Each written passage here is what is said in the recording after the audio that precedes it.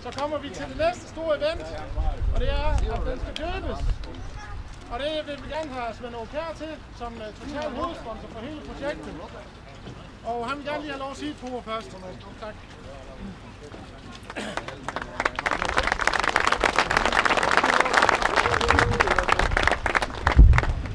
Jeg vil starte med at sige noget. Det er jo ikke min dag i dag, men jeg er utrolig stolt på jeres vegne. I har lavet et rigtig, rigtig flot resultat i det, vi kalder Kontor Sydgruppen og Syddesign og så videre. Der vil vi gerne være med. Vi bruger rigtig mange penge. Nu skal ikke alle sammen komme i morgen. Men vi bruger rigtig mange penge til gode idéer, sjove idéer.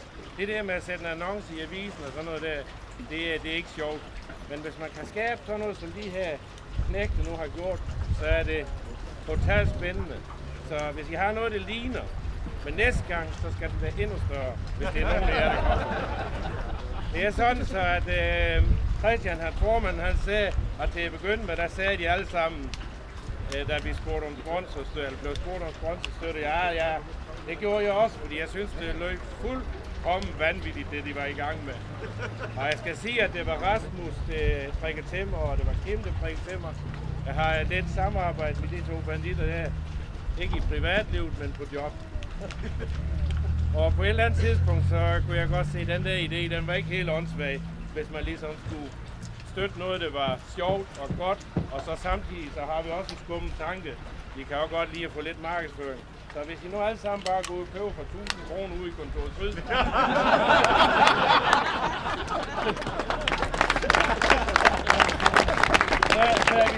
så er vi simpelthen frisk på den næste sjov idé, hvis det er nogen, der kan finde på noget, der ligner.